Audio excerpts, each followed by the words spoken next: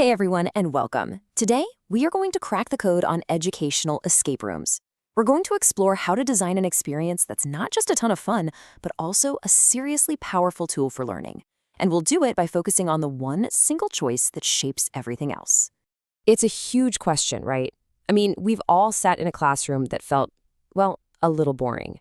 But what if you could turn basically any lesson into a thrilling adventure? We're about to show you exactly how, by pulling back the curtain on the architectural blueprint that makes it all possible.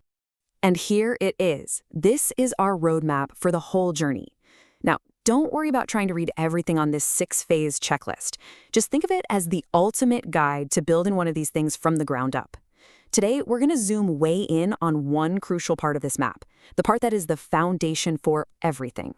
So here's the plan. We'll start by talking about why choosing a core blueprint for your game is so important. Then we'll dive deep into the 4 main puzzle structures you can use.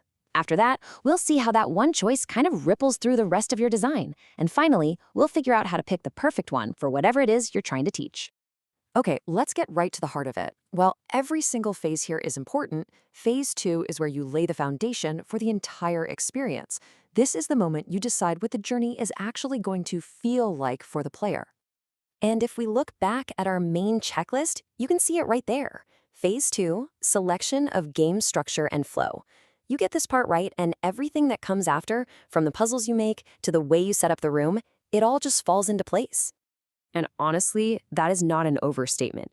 This choice determines whether your students are all going to be working together on a bunch of different things at once, or if they're going to follow a very specific guided path of discovery. It is the single biggest factor in shaping the learning experience. So at a really high level, the guide gives us these 3 models. You can think of them as the basic philosophies. Linear is just a straight line. Open-ended is like a wide open field you can run around in. In multilinear, that's kind of like a choose-your-own-adventure book with different paths. But let's get a little more specific. All right, now let's see how those big ideas translate into 4 practical structures that you can actually build. These are the specific blueprints for your game. We're going to start with the most freeform design of them all, the open structure. This one is all about freedom, teamwork, and splitting up the work. You know what's really cool here is how simple it is. See how all those individual puzzles at the bottom are available right from the get-go? Players can attack them in any order they want, and the answers from each one then come together to solve that one big meta-puzzle at the very top. So, the key here is that this structure totally encourages players to split up and work on different things at the same time. You know, imagine a history class trying to solve a mystery. One group is decoding a secret letter, another's analyzing an old map, and a third is looking at artifacts. They all have to bring their clues together to solve the final case. It's fantastic for communication. Okay, next up, we have the total opposite of the open model. If open is all about freedom, sequential is all about focus, order, and control. And this diagram really says it all, doesn't it? It's just a straight line. You solve puzzle 1, that gives you the key or the clue for puzzle 2, and so on until you get to the very end. The entire team has to work on the exact same problem at the exact same time. Now, this design is perfect for when you need to teach a very specific ordered process. Like, think about a science lab where you're teaching the steps for chemical titration. You literally can't move to step 2 until you've done step 1 correctly. This gives you, the designer, complete control over the learning story. So, what if you want a little bit of both? You want some of that guided feeling, but you also want students to be able to work in parallel.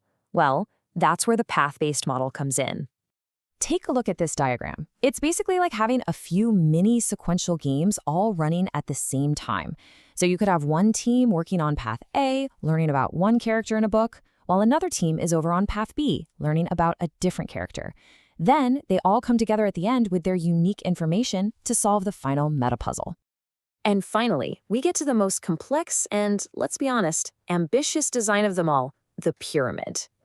This structure is pretty much a game made up of smaller games. As you can see, you've got multiple sets of puzzles down at the bottom. The solutions to those feed into a new layer of medium-sized meta-puzzles, which then all unlock that one final challenge at the top.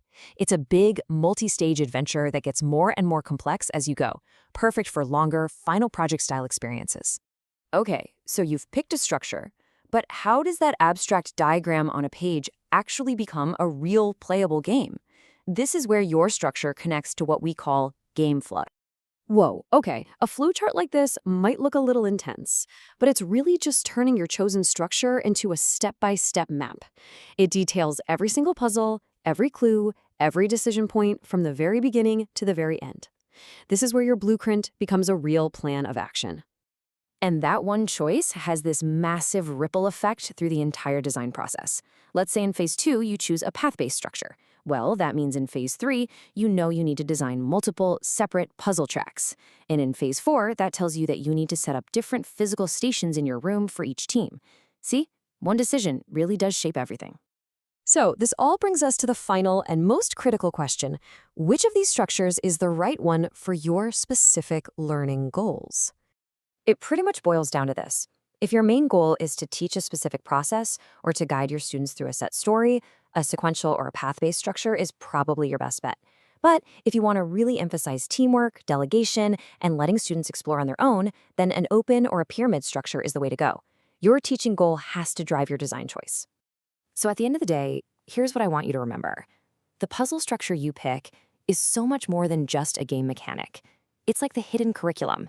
It shapes how students think, how they work together, and what they discover along the way. So the real question isn't just how will they escape the room? It's what kind of learning journey do you want to create for them while they're inside it?